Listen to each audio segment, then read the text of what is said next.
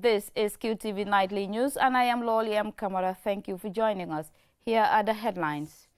Officials from the National Health Insurance Authority have updated President Barrow on the progress of the National Health Insurance Scheme at the State House in Banjul on Wednesday.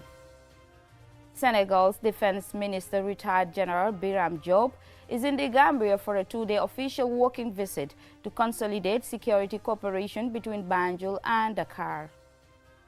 The Korea Partnership for Innovation in Agriculture, COPIA, in collaboration with the government of the Gambia through the National Seed Secretariat, hosted a training session for certified seed growers on rice production in Sapo in the Central River region. The Ministry of Higher Education, Research, Science and Technology held a consultancy forum on Wednesday to validate the strategic improvement plan for two TVET centers of excellence in the Gambia. As part of various efforts to revive the Gambia's draft constitution, the Center for Research and Policy Development, CRPD, organized the National Town Hall meeting to discuss the document. Those were the headlines. Now the news in detail.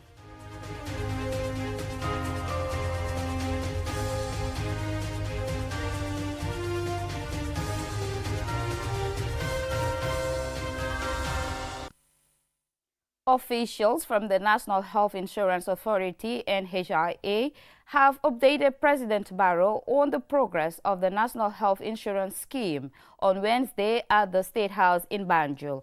Ansumana Esonyasi was there and he now reports. Speaking to the press after a closed-door meeting with President Barrow, Baima Sen, CEO and Executive Secretary of the National Health Insurance Authority, stated that the delegation visited the presidency to update the head of state on the progress of the National Health Insurance Scheme since their last briefing 6 months ago. He further revealed that more than 20,000 Gambians are currently benefiting from the scheme, which is designed to ensure equitable access to quality health care for all residents of the Gambia. He highlighted that since the scheme began rolling out services to health facilities just over a year ago, significant strides have been made. What began at Bundung Hospital has now expanded to 12 major public health facilities, along with over 60 additional centers across the country. According to Sen, this expansion is turning the goal of accessible, quality and timely healthcare for all Gambians into a tangible reality. Like a few weeks ago, we have expanded and rolled out the services to 67 facilities. So that's a big jump.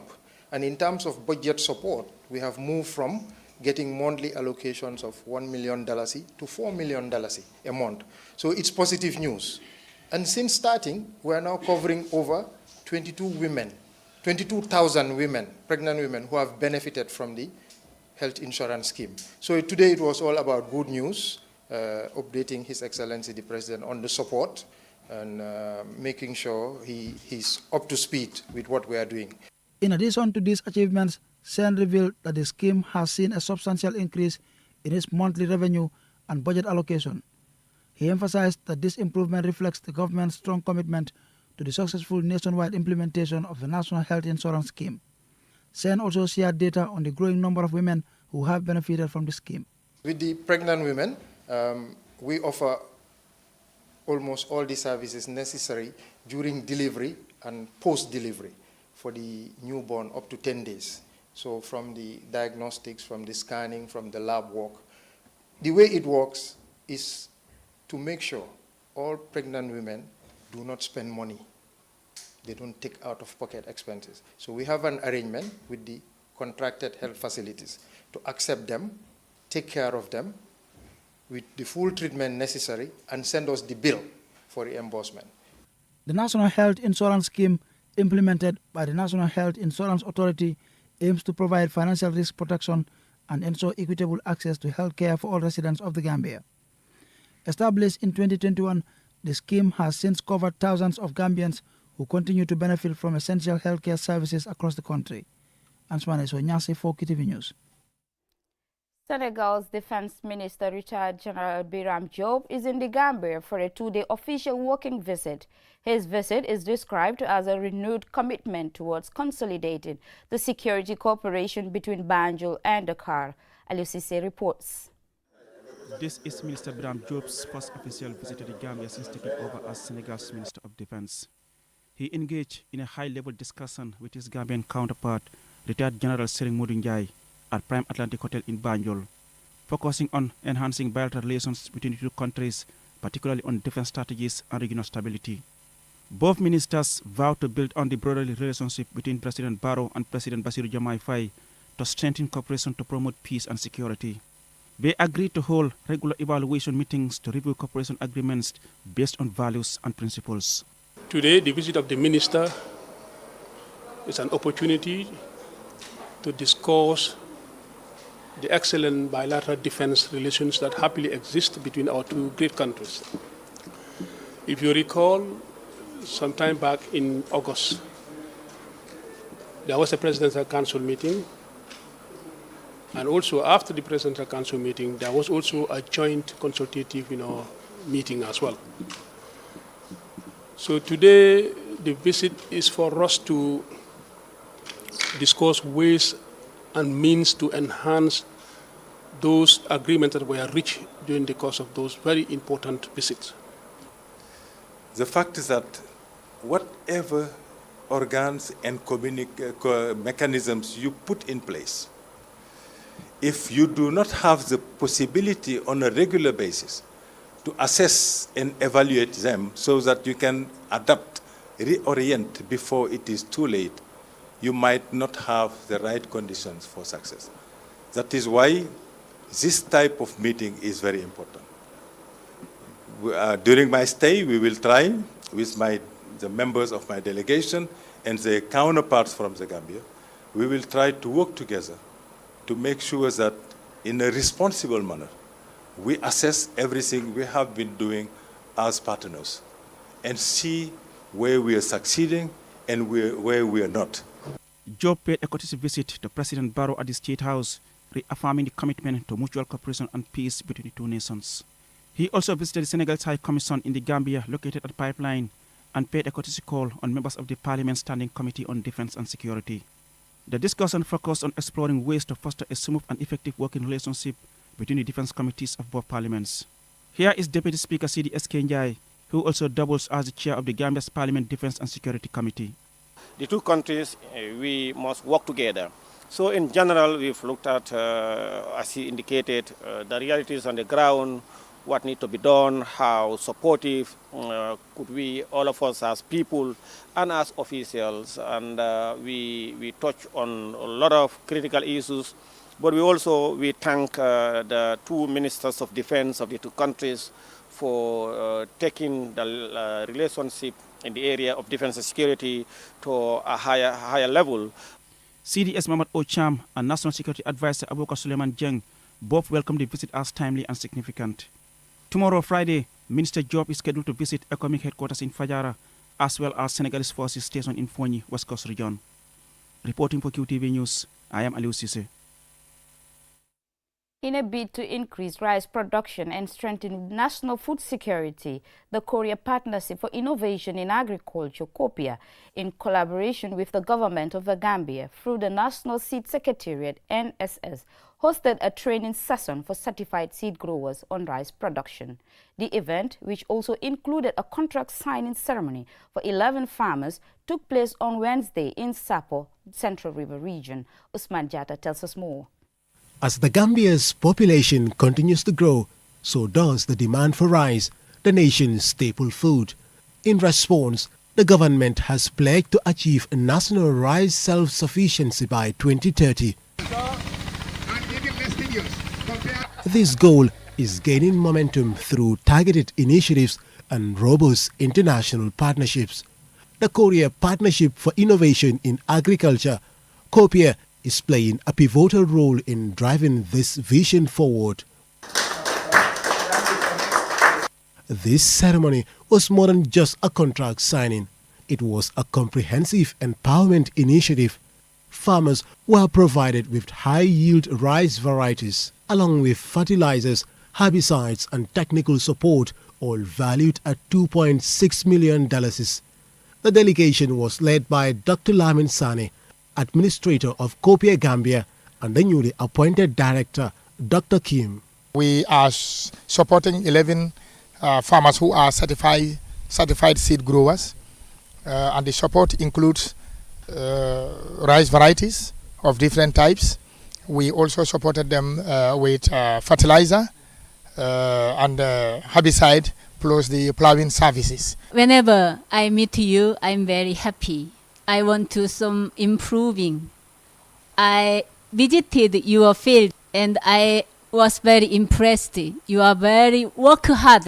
The improved rice seeds, developed through extensive research and tailored the Gambian conditions, are designed to ensure resilience and maximize yields. However, Copia's support extends beyond just providing inputs. The organization is also focused on strengthening local institutions, building technical capacity, and promoting sustainable farming practices. Dr. Demba Jallo, Director General of NARI, and Moro Manga, Director General of the NSS, both highlighted the importance of these initiatives in achieving the Gambia's national agricultural goals. Because this is what the President, His Excellency Adama Barrow, wants. When he first met the Koreans, this is what he told them. We want to move as fast as Koreans did, but with your expertise, we want to avoid all the mistakes that Korea did along the way. We still have institutional challenges, and there is no way that the government institution can be able to do that, because the gap by 2030 is almost 2,000 metric tons of certified seed alone. That's what we will need by 2030 to have that 600,000, because our population is expected to grow to 3 million by 2030. So we have more mouths to feed. Why do you think we have impact of this support to our seed growers? Through this support, registered certified seed producers in the Gambia are not only be empowered to expand their production and distribution capacities, but they are also becoming key agents of change in our national rice development agenda. Through collaboration with Africa Rice and other international partners, Copia is introducing climate-smart rice varieties while aligning its efforts with the Gambia's national rice development strategy. This includes integrated approaches to land, water and soil management for long-term sustainability. After the signing ceremony, farmers took part in hands-on training that focused on modern rice cultivation techniques, empowering them to become agents of change within their communities. Beneficiary farmer Mustafa Fati shared his experience. We are very happy and grateful for the support provided by Copia. My production has significantly improved compared to last year.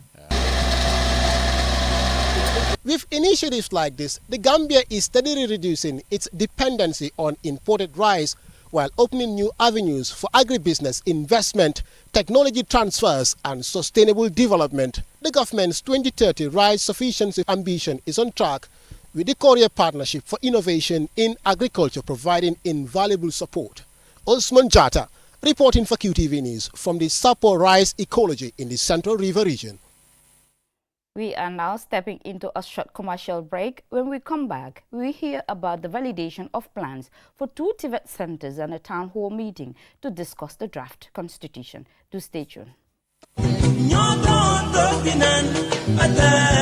fii mooy fan fii mooy Inessa di place bi nga xam ne moom la ñëpp taam place bi bépp xeetu ataaya bu baax rek bu dugg see ci dëkk bi xamal li fii rek la am bara wërga bii neex na lool saf na ba pare tamit nag am gu bu neex boo ko naanee rek da ngay kontaan ci saa si añ ba suur ba gëreesal li nga lekk jëndal baara ataaya bii ndax moom la ñëpp taam gis nga sama client bii ataaya bu neex bu ne moom laa koy njëkk a jox ndax moom kat ataaya bu neex rek lay wër baara wërga bii mooy warga bi gën te moo gën a saf kon nag ràññee leen ko bu baax kon daw leen gaaw ca Banjul foofu ca Inessa di place bi nga xam ni foofu rek nga ko mën a amee wholesale wala retail mu ngi foofu ci boori court house bi foofu ca Banjul wala nga daw ci bépp marché bépp supermarket bépp boutique fépp foo dugg rek di nga mën a am baara warga bii nga xam ne moom la ñëpp di wër tey baara warga moo dàq ci warga yi man maa ngi ci moom ndax su ma maree ataaya moom rek lay naan.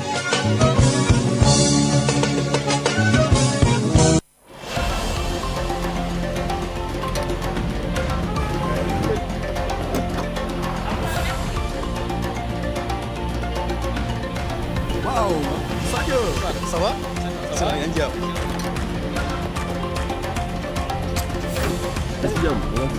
Oryx, with you all the way.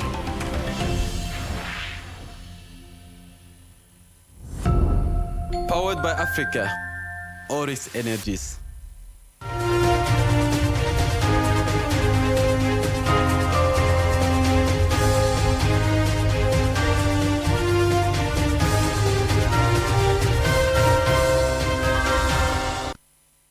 Welcome back, and this is QTV News.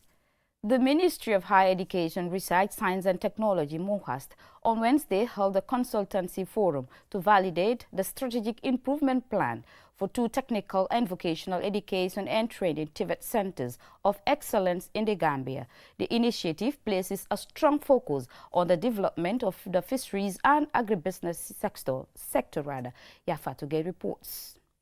This validation marks a significant milestone in the government's ongoing efforts to improve the quality and resilience of vocational training, with a particular focus on developing centers of excellence in the fields of fisheries and agribusinesses.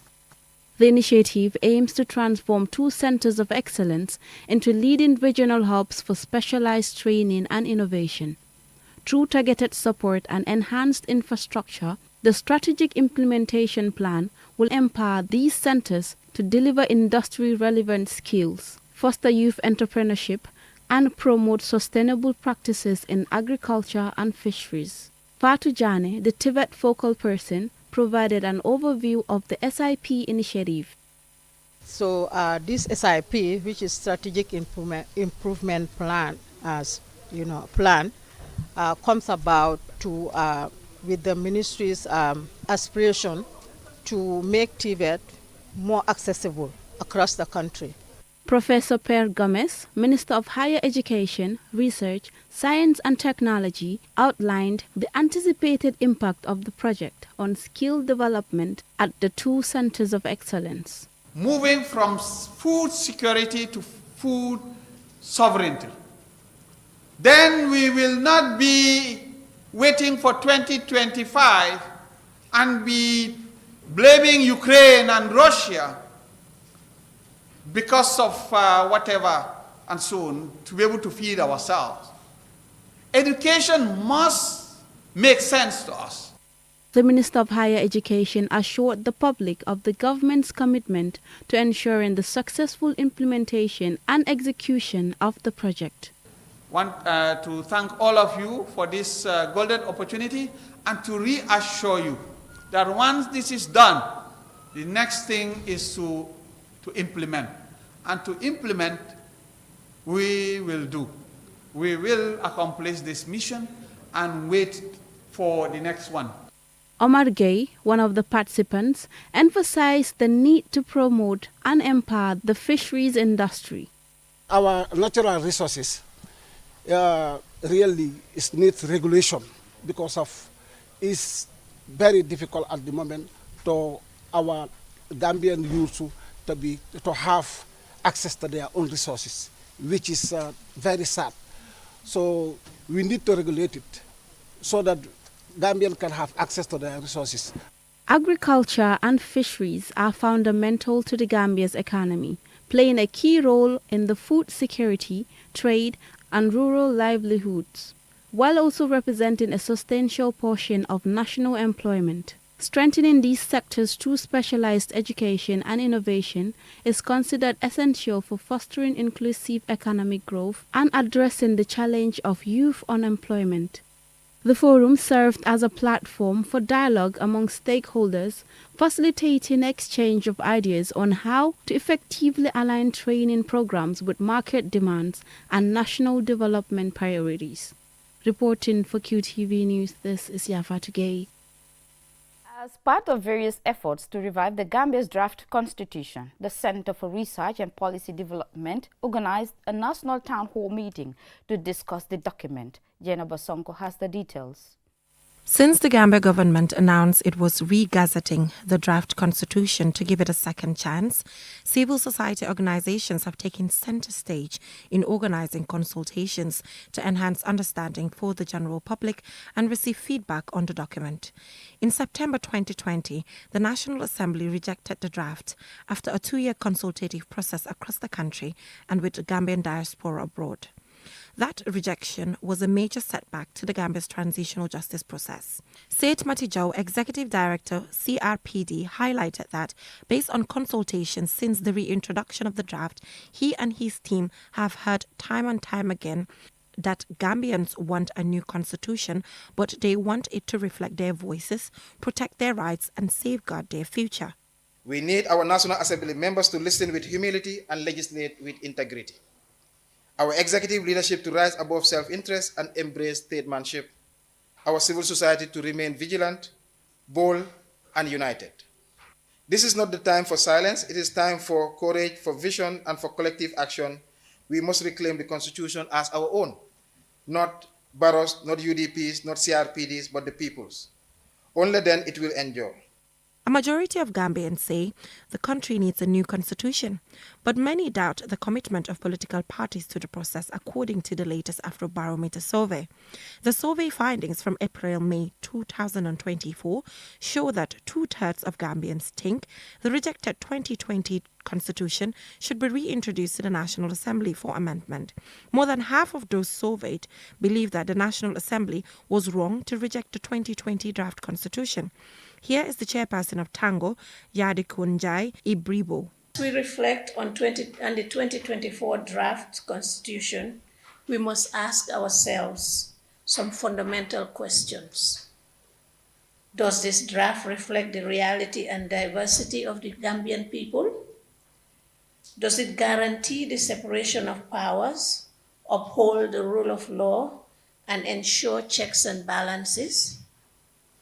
Does it protect and expand civic voice so that citizens, the media, civil society can speak, organize, and act freely? The Afrobarometer survey also shows that Gambians want presidential term limit, which is absent in the 1997 constitution, but was included in the rejected 2020 version. It was stated that no person shall hold office as president for more than 2 terms of 5 years each, whether or not the terms are consecutive. This was one of the most contentious matters during the National Assembly's debate on the 2020 draft. Reporting for QTV News, I am Jenna Basongo.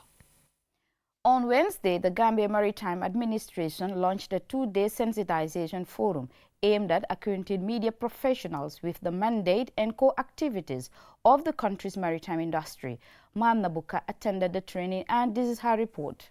The sensitization workshop is designed to equip media professionals with the knowledge and insights needed to accurately report on the administration's operations, thereby promoting informed public discourse and enhancing the recognition and visibility of the Gambia Maritime Administration. The initiative underscores GMA's commitment to fostering transparency, collaboration, and a well-informed media landscape to support the growth and sustainability of the Gambia's maritime industry. This is Karamobi Jane, the Director General of GMA. It's a family meeting to sensitize, to tell you what is GMA, what do we do, and how do we do it. Sensitization is good to create awareness, but the persons who are reporting, they understand technical knowledge of the field, they also understand how we operate. Participants will be introduced to key pillars that form the foundation of the administration's work, including the 2006 GMA Act, the 2013 Merchant Shipping and Marine Pollution Acts, and regulations that underpin the operations of the maritime sector, discussing their safety protocols, environmental protection measures, and the responsibilities of maritime stakeholders. The event also seeks to address common misconceptions about the maritime industry and clarify the roles of different entities involved in maritime operations. Here is Mas Aksegai, the board chairman of GMA. I wish to reiterate Gambia's recognition of the role of the media, which is a critical component of national development, advancing the democracy and ensuring a well-informed society. GMA believes in power of dialogue, discussions, and debate for the enhancement of our work and advancing the development of our country's largely untapped maritime industry. Kumba Lee, a journalist with the Gambia Daily Media and a participant in the forum, emphasized the significance of the engagement. This training, will expose journalists to the required skills and knowledge of maritime dealings, especially their mandate, what they are required for, what is their responsibilities as maritime workers. It will also help us know partners' intervention, what are the cooperations, what are the regulations, and as well, how do you go about investigating casualties when it comes to maritime issues. So this will help us better understand the issues and also know how to go about writing these issues and also inform the public the right information and the right terminologies or responsibilities of maritime in this country. During this engagement, media professionals will have the opportunity to engage with maritime experts, ask questions, and participate in interactive sessions. Established in 2006 and commencing operations in 2009, the Gambia Maritime Administration has been at the helm of the country's maritime industry for over 15 years. Mandated by the Gambia Parliament, the administration's core responsibilities include ensuring the safety and security of life and property at sea, along with inland waterways, and safeguarding the marine environment from pollution originating from ships. Mam Nabuka, reporting for QTV News. Before we end, here's a recap of the headlines. Officials from the National Health Insurance Authority have updated President Barrow on the progress of the National Health Insurance Scheme on Wednesday at the State House in Banjul. Senegal's Defense Minister, retired General Biram Diop, is in the Gambia for a two-day official working visit to consolidate security cooperation between Banjul and Dakar.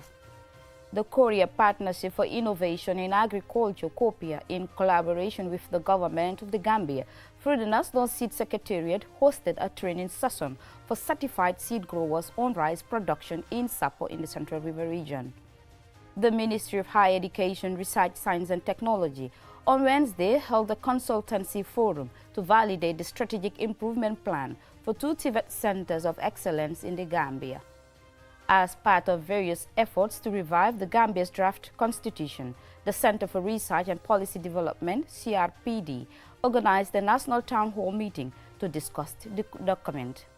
That's all for now in this news bulletin. Join us at 10 p.m. for another bulletin. Thanks for watching.